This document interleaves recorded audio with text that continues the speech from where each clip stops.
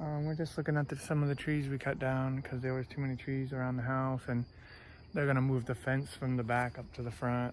Yeah. And this is a whole bunch of trees up here, all that wood. Yeah. Now we're gonna make firewood.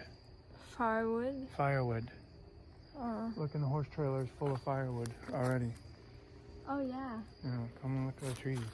So you can hold the phone then. Show it to them.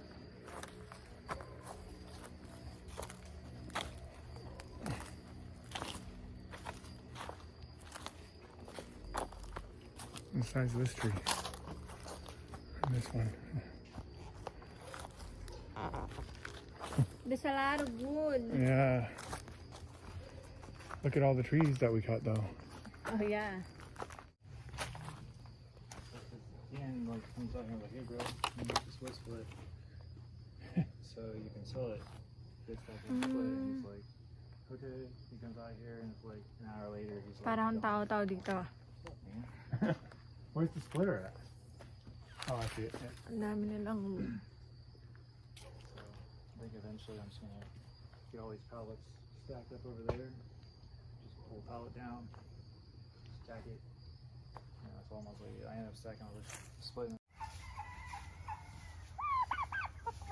Nandito kami ngayon sa friend ni Sean. Binisita namin yung mga babies niya.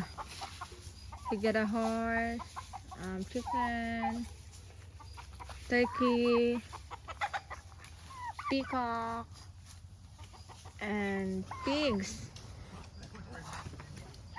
We got a bacon seed. Yeah, these ones would be pink normally, but they just not. Ayun yung friend niya. Ayun yung kabayo niya.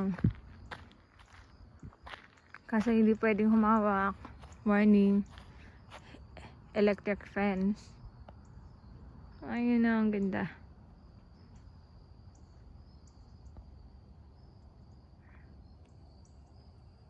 Ang ganda dito.